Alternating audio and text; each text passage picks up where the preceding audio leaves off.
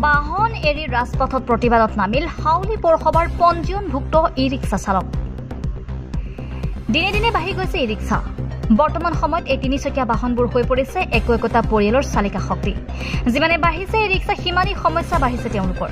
গৰিষ্ঠ সংখ্যক পৌৰসভাই সিদ্ধান্ত লৈছে যে তেওঁলোকৰ পঞ্জীয়নভুক্ত বাহনসমূহ পৌৰসভাৰ অধীনস্থ অঞ্চলত চলিব। কিন্তু হাউলি পৌৰসভাই এই ক্ষেত্ৰত কোনো ব্যৱস্থা গ্ৰহণ কৰা নাই। ফলত বিপদৰ সন্মুখীন হৈছে পঞ্জীয়নভুক্ত ই-ৰিক্সাসমূহ। কাৰণ তেওঁলোকে বেলেগ পৌৰসভাৰ অধীনস্থ অঞ্চলত সোমাব নোৱাৰে, কিন্তু বৰপেটাৰ ভিন্ন প্ৰান্তৰ ই-ৰিক্সাসমূহ হাউলি অঞ্চলত সোমাব পাৰে। সেয়ে তেওঁলোকে আজি প্ৰতিবাদত নামিছে। তেওঁলোকৰ দাবী, হাউলি পৌৰসভাৰ অধীনস্থ অঞ্চলত যাতে অন্য পৌৰসভাৰ পঞ্জীয়নভুক্ত বাহনসমূহ চলাচল কৰিব নোৱাৰে, তাৰ বাবে হাউলি পৌৰসভাই পদক্ষেপ গ্ৰহণ কৰে। হাউলিৰ পৰা পুৰণদিউৰী ৰিপৰ্ট, অৰুণোদয় অসম। প্ৰথমে আমি হাউলি আঞ্চলিক ই-ৰিক্সা চালক ইউনিয়নৰ তৰফৰ পৰা সাংবাদিক বন্ধুসকলক আন্তৰিক শুভেচ্ছা ধন্যবাদ জ্ঞাপন কৰিছোঁ। আজিৰ উদ্দেশ্যটো আছিল যে ই-ৰিক্সা যি ধৰণে বৃদ্ধি পাইছে তাৰ লগে লগে আমি প্ৰত্যক্ষ কৰিছোঁ কিছুদিন ধৰি বৰপেটা ৰোড পৌৰসভাই এটা নিয়ম বান্ধি দিছে। তেওঁলোকৰ এৰিয়াত যিখিনি গাড়ী আছে সেই গাড়ীখিনি টাউনত চলাচল কৰিব পাৰিব, বাহিৰৰ গাড়ীখিনি ভিতৰত সোমাব তেওঁলোকে নিদিয়ে। সেই মৰ্মে আমাৰ হাউলিৰ গাড়ী যেতিয়া হয়তো ৰিজাৰ্ভে হওক, কোনোবা এটা ভাড়াই হওক লৈ যেতিয়া বৰপেটা ৰোডত যায়, তেওঁলোকে দাবী ধমকি দি মানুহখিনি নমাই দি গাড়ীখিনি পঠিয়াই দিয়ে। নানা ধৰণৰ অন্যায় অত্যাচাৰ আমাৰ গাড়ীবিলাকৰ ওপৰত তেওঁলোকে চলাই আছে। ঠিক একেদৰে বৰপেটা টাউনতো সেই একেই অৱস্থা। তাৰ লগে লগে কয়াগুছি এখন বজাৰ, সেইটো টাউন বুলি ক'ব নোৱাৰি।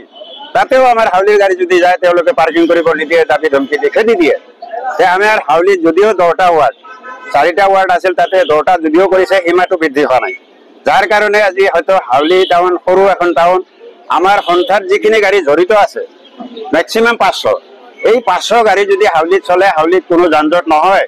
কিন্তু আপোনালোকে নিশ্চয় দেখিছে বা প্ৰত্যক্ষ কৰিছে যে আজি প্ৰায় 3000-4000 গাড়ী হাউলিত প্ৰৱেশ কৰি, অনাধিকাৰ প্ৰৱেশ কৰি, যধে মধে পাৰ্কিং কৰি টাউনৰ যিটো পৰিৱেশ বিনষ্ট কৰিছে, আমি তাক তীব্ৰ বিৰোধিতা কৰিছোঁ। আৰু আজি সংবাদ মাধ্যমৰ জৰিয়তে আমি পৌৰসভাৰ সভানেত্ৰী ডাঙৰীয়ানীক এটা মেছেজ দিব বিচাৰোঁ। আগতো আমি তেওঁলোকক এই কথাখিনি অৱগত কৰাইছিলোঁ, প্ৰশাসনকো কৰাইছিলোঁ, বিশেষকৈ স্মাৰক পত্ৰও দিছিলোঁ। তাৰ পিছতো কিন্তু আমি কোনো ধৰণৰ সঁহাৰি পোৱা নাই। এতিয়া আমি অতিষ্ঠ হৈ গৈছোঁ, কাৰণ আমাৰ যিখিনি লোকেল গাড়ী, সেই গাড়ীৰ ওপৰত আজি পানীত হাঁহ নচৰা অৱস্থা হৈছে। কাৰণ তেওঁলোকে যিকোনো ৰাস্তাৰ পেচেঞ্জাৰ যাত্ৰী পাই উঠাই লৈ গুচি যায়। প্ৰথম অৱস্থাত ৰাস্তা চিনিয়ে নাপায়, যেতিয়া এদিন যাব দ্বিতীয় দিন আৰু চিনিব নালাগে, তেওঁলোকে গৈ থাকে। গতিকে আমাৰ গাড়ীখিনি চিৰিয়েলত চলে, চিৰিয়েলত চলা গাড়ীখিনিৰ অৱস্থা আজি একেবাৰেই বেয়াৰ ফালে ঢাল খাইছে। গতিকে আমাৰ দাবী হ'ল বাহিৰৰ গাড়ীখিনি বন্ধ হ'ব লাগে। আমাৰ যিখিনি হাউলিত গাড়ী, ষ্টিকাৰ থকা গাড়ীখিনি হাউলিত চলাৰ ব্যৱস্থা পৌৰসভাৰ ফালৰ পৰা কৰিব লাগে। আৰু পৌৰসভাই আমাৰ গাড়ীখিনিক ষ্টিকাৰ দিয়াৰ ব্যৱস্থা কৰিব লাগে, যেনেকৈ বৰপেটা ৰোড পৌৰসভাই দিছে, বৰপেটা টাউন পৌৰসভাই দিছে, কয়াগুছি এটা বজাৰ, তাৰ পাছতো তেওঁলোকে দিছে, সৰ্থেবাৰীত দিছে, পাটাচাৰকুছিত দিছে, বিভিন্ন ঠাইত সৰ্বগত দিছে, বঙাইগাঁৱত দিছে।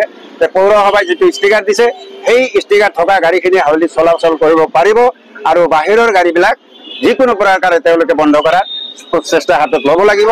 অন্যথা আমি হাউলি ইউনিয়ন, চৰকাৰে আমাক ৰেজিষ্ট্ৰেশ্যন দিছে, পঞ্জীয়নভুক্ত এটা ইউনিয়ন, আমি কিন্তু আন্দোলনৰ কাৰ্যসূচী হাতত ল'বলৈ বাধ্য হ'ম। গতিকে আমি আন্দোলনত যাতে যাব নালাগে, তাৰ আগতেই যাতে আমাৰ এই বিকট যি সমস্যা দেখা দিছে, এই সমস্যাখিনি যাতে আমাৰ পৌৰসভাৰ ফালৰ পৰা আমাক সহায় কৰে।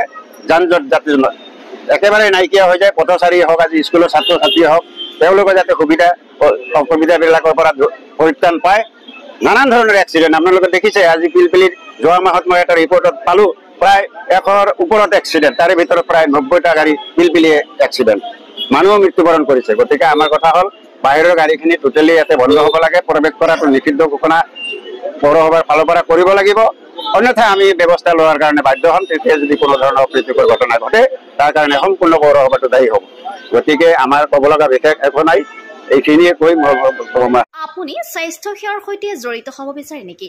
লেবৰেটৰী টেকনিচিয়ান বা অন্য পেৰামেডিকেল টেকনিচিয়ান হিচাপে সন্মানজনক বৃত্তিত নিয়োজিত হ'ব বিচাৰে নেকি? তেনেহ'লে আপুনি যোগাযোগ কৰিব পাৰে ইনষ্টিটিউট অফ এলাইড হেল্থ ছায়েন্সৰ সৈতে। ইনষ্টিটিউট অফ এলাইড হেল্থ ছায়েন্সত diploma in medical laboratory technology, bachelor in medical laboratory technology আদি কোৰ্চত এডমিশ্যনৰ সুবিধা লাভ কৰিব। ইনষ্টিটিউট অফ এলাইড হেল্থ ছায়েন্সত উপলব্ধ সকলোবিলাক কোৰ্সে university recognise course institute of allied health সায়েন্সত এডমিশনৰ বাবে যোগাযোগৰ ঠিকনা তেতেলিয়া LP স্কুলৰ সমীপত গুৱাহাটী ফোন নম্বৰ 600006263881 বা 6001089572